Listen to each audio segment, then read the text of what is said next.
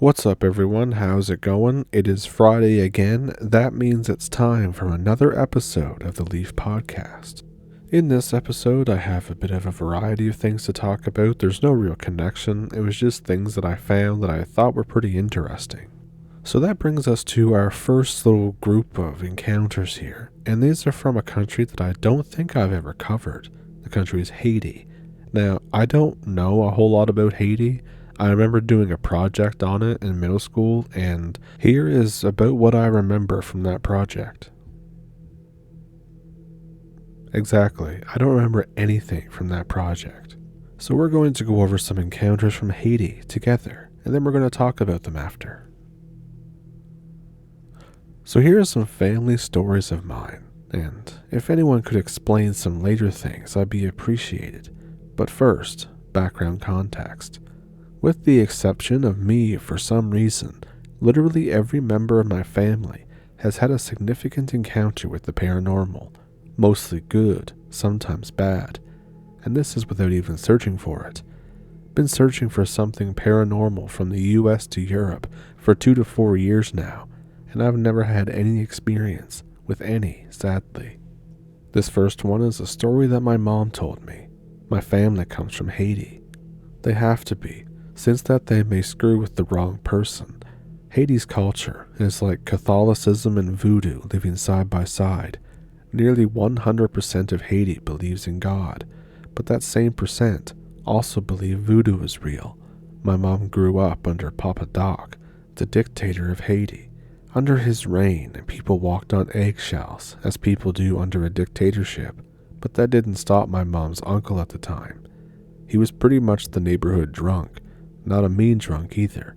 He was a very fun alcoholic, but he often came home from the bars when it was already dark out. It's less taboo today, but in 60s to 70s Haiti, this was something that you never did under any circumstances. This is because the night didn't belong to God, but voodoo doctors. Even the dictators didn't screw around with them. Some of these doctors were quite nice. As my mom's uncle told it, he was coming back from the bar closer at nearly 3 a.m. He was walking through the outskirts of the capital back home. The only thing lighting his path were the stars and the moon above him. As he walked along in his drunken stupor, he bumped directly into a man so tall that he seemed to be on stilts. My granduncle hadn't noticed him before. Somehow the steps of the man were silent, despite the night also being dead quiet. The man bent over and looked down at him and said, "People like you shouldn't be out at this hour. The streets don't belong to you at night." My granduncle was frozen in fear as the tall man talked. The moment the tall man finished, my granduncle sprinted home, and after that, he never had another drop of alcohol, not at bars, parties, or funerals. Another side story, which is more Haiti than my personal family, is people coming back from the dead. Google Haitian zombie and you'll understand. People in Haiti don't embalm the dead. It's too expensive, so they're buried as is, quickly. When my mom was a preteen, an old voodoo doctor died, and when he died, men and women started showing up in the neighborhood. Family members and friends who had thought to be dead recently, and sometimes as far as decades. Once the voodoo doctor died, none of them had any recollection of their time as his workers. Their last coherent thought was watching their own funerals. Trapped inside their bodies, they watched as people held wakes over them, as the coffin was shut upon them, as they were lowered, and sometimes, when there was little enough dirt, they would hear their own eulogies. After that, they heard dirt being moved, most likely the voodoo doctor coming to claim them, and fast forward decades for some of them. They remember waking up and walking back home. Mom said it was bizarre to see someone you know you buried talking to you years later. Family side time. I don't know about my dad or his family, as I don't have a good relationship with either, but my brother and my mom have a few experiences. For my mom, She's been visited by angels multiple times. When my brother was young, he had a health issue. I won't disclose what, since the procedure that solved that health issue is named after his doctor. Suffice to say, he was a child that had a body function that performed at an incredibly fast rate, faster than humans should be able to handle. This had been going on for a couple of years at this point. One day she told me that she was at the end of her rope and was exhausted at how much my brother was suffering, so she went to church like a good Catholic and prayed. As she prayed, an Asian man behind her tapped her on the shoulder. He said, "Do not be afraid. Your son will be all right. The doctors will check on his next visit, and it will all be gone." My mom's response was to immediately grab her baby and run as fast as she could to her car and lock the door. When my mom brought my brother to his next checkup, his disease was gone. His body was functioning normally, no damage, like it never even happened.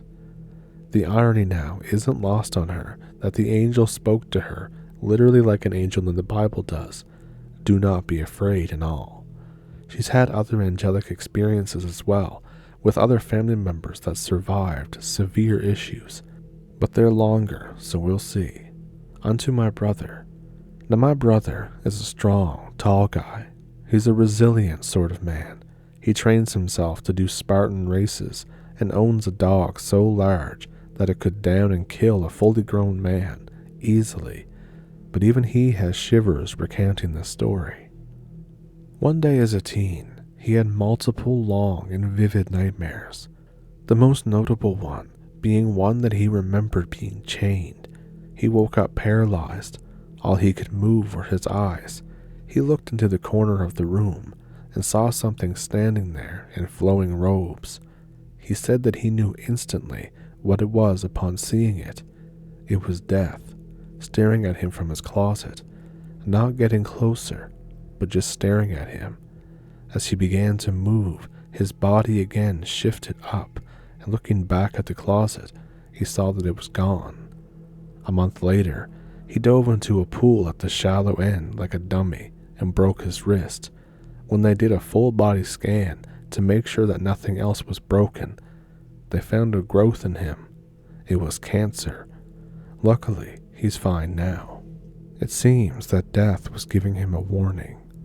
He's had other experiences, I'm sure, but I can never seem to manage to get him to tell me. Makes me wonder what else he's experienced. My family having had all of these paranormal experiences, it makes it even weirder that I've never had any. In fact, the closest thing that I've ever had was paranormal adjacent, and as I type this, it sounds incredibly schizo, so please stick with me. Here's some context. My mom once talked to a past life psychic. She was in a funk since everything to her seemed to be blah, like watching the same movie 100 times. The psychic told her it was because this was her last go-around for her soul. Everything felt tired and dull because she had already tried and done it all. Upon this, my mom started crying because deep down she realized that it was true, but couldn't understand why it was true. The issue is, she didn't stop there.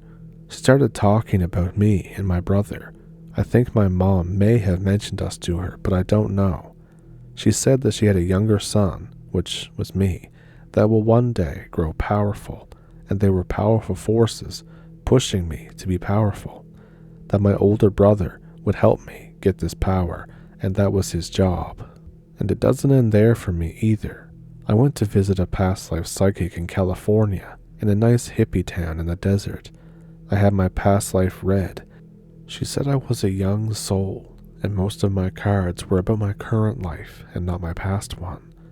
She said the trust and faith cards serving as my foundation, and the angel card near the top means that I have incredibly powerful forces pushing me, that I was leaving for travel very soon. I was going to university in another country, but I hadn't told her, and that I had a karmic relationship. What the nature of this was, she said that she had no idea. It could be one where the other person needed to fix something. It could just be something that I needed to fix. It could be that we just wanted another go around together. She also said that Egypt was an important place to me due to the card, and at the time it wasn't. Now it is. I met an Egyptian guy who was one of my closest friends. He died, and I had to ID his body. The shit turned me from a boy into a harder man overnight. I couldn't get the image of his still body out of my head for years. It's only been in the time since I met my girlfriend that I don't see his body every waking second. I've also had an experience with trying to astral project while high. I felt scared and felt as if there were a crowd of hands pushing me up and out of my body. My mom burst through my door and took me out of it because she felt that something was happening to me and really didn't like it. Personally, I don't buy into this chosen one BS or forces pushing me. I don't really believe in anything, but I want to believe. I just don't feel like I have any proof for it. I'm just a regular dude, it feels. Aren't there more important people? More talented people? Why me? So those were pretty crazy and strange. I'm going to try to talk about them back to front in order of how the thoughts are in my head. So first, the astral projection thing. I have to wonder if certain entities or spirits or whatever can try to push you out of your body when you're in some kind of altered state because they want your body. A long time ago, I think I talked about the theory of walk-ins. And if you don't know, a walk-in is where like a soul leaves a body and another soul comes in and pretty much has to deal with that life. A lot of times the life ends up being turned upside down on a whim. As an example, I don't remember who wrote the book, but it was a woman who said that she had died and then she remembered leaving her body and going into another body that a soul had left. And then she woke up in that body and had to deal with kids and her husband and a job and everything that she had no idea about. In the body she was in before, she was a single woman living in New York or something like that in an apartment. And then all of a sudden she lives in the Midwest. She has a husband and kids and responsibilities. I'm probably getting the areas wrong, but I remember something about New York and then something about going to another small town, so I just picture the Midwest. But can you imagine how weird that would be? To randomly wake up in a different body that's not yours, who looks different, and all of a sudden you have to live that life. It would feel very bizarre and scary for one thing.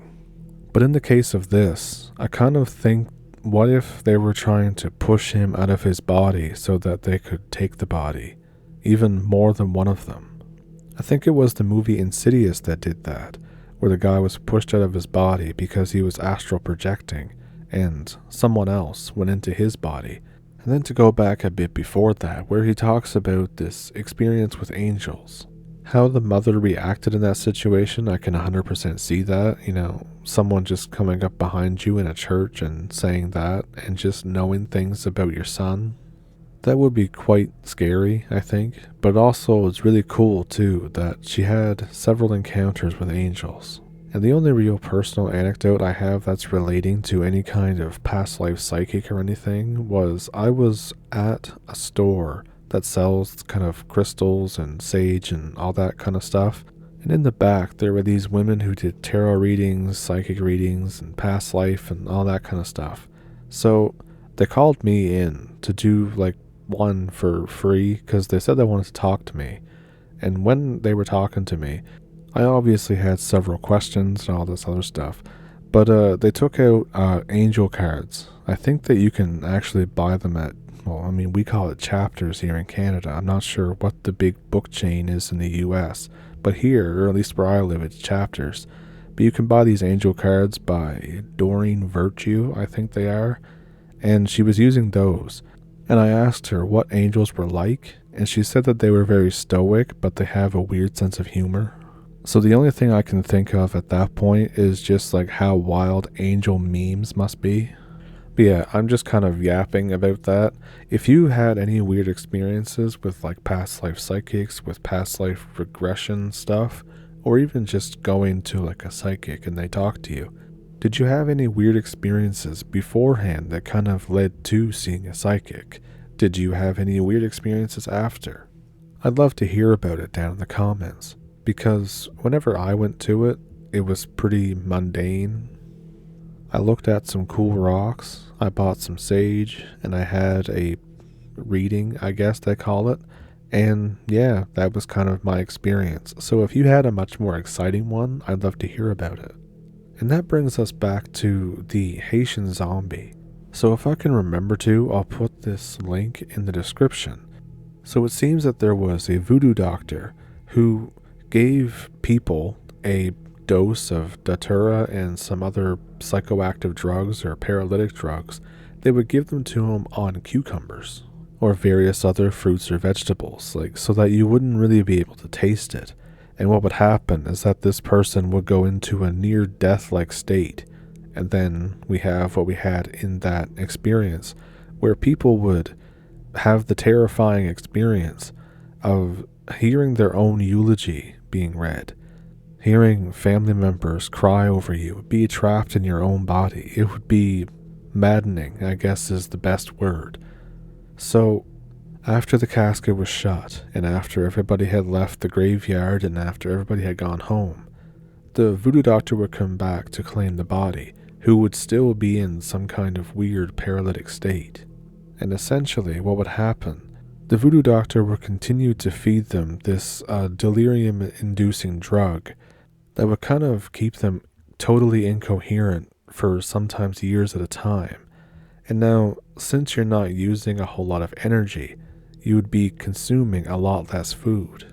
Now, as for what these voodoo zombies were used for, it seems to be like sometimes they were used for work or used to carry out basic tasks. And you might be wondering, how reliable would that be if the person was incoherent? And that I don't know. But if you go to visithaiti.com, and I'll put this in the description if I can remember to, it has Origins of the Zombie Myth. This has less to do with the voodoo doctors and stuff, but I figured I would include it because it's interesting. It says, the history of zombies in Haiti dates back to the 17th and 18th centuries, during the era of Saint Domingue, a colony brutally ruled by the French. French colonists forcibly brought enslaved Africans to work on sugar plantations, subjecting them to inhumane and extreme conditions. The death rate was so high that half of the enslaved brought from Africa died within a few years, prompting the French to continually replenish their labor force with new captives. This era of brutal exploitation and the pervasive fears and beliefs of the enslaved people sowed the seeds of what would evolve into the modern zombie myth. Zombies are a significant yet singular aspect of Haitian folklore, akin to the roles of boogeymen or vampires in Western stories. The nocturnal world of Haitian legends is populated with a myriad of entities, each reflecting deeper social and spiritual beliefs. Among these are hairless pigs, believed to be the incarnations of powerful secret societies that patrol the night, bloodthirsty loups-garoux, and towering metminwi, which you can read about here. Within this landscape, teeming with mythical creatures, the concept of the zombie was born, a concept deeply intertwined with cultural beliefs inherited from Africa. The Haitian word zombie is believed to be derived from the Kikongo word, zumbi, which translates to soul or spirit of the dead. This origin highlights a profound Haitian fear of soul theft, a fate believed to be worse than death. And it appears, I just lost it, it appears in this article that it's not about a delirium-inducing drug, it's just about reducing the mental capacity or the mental cohesion of somebody to the point where they're basically just a drone. And then the thing with this is that you have to keep feeding them that plant or that combination of drugs, or else they'll come to. and you get the case like we had in these encounters where family members who had thought to be dead for decades just came back after this voodoo doctor died. And as it would turn out, it seems that salt is the way to negate this drug, and they even have the Haitian proverb, a zombie who tastes salt will not ask to stay. So I kind of wonder if it would be more like a severe sense of brain fog where you're not really sure what's going on, and maybe that's what this does. I don't know, I'm just kind of rambling, and I have been for about 10 minutes now. So the better question is, what do you think about all this? I'll leave the link to Visit Haiti in the description, and you can read through it because I was only able to skim through it while I'm talking about it here. I was kind of doing this one live. So if you have any thoughts on the matter, then let me know down in the comments. Maybe I'm way off and it's something totally different. I'm wrong all the time, so I wouldn't be surprised. And I had some other stuff I had planned to talk about, but I think that I just kind of got carried away with this, so I'll save that stuff for next week. And I hope you enjoyed this episode. I hope you enjoyed me just going on about zombies and other stuff and kind of learning about it on the fly, because I really am. And I plan to read more into this, and maybe I'll do like a full video on it sometime. But if you enjoyed this, then please like and subscribe. And if you would like to donate to the channel, I have a Patreon and a PayPal down in the comments. If you have any specific topic you'd like to see, then comment down below. As for everything else, I will see you Sunday. I hope you have had a good week, and I hope you have a good weekend. Thank you for pulling up a stump, and thank you for watching.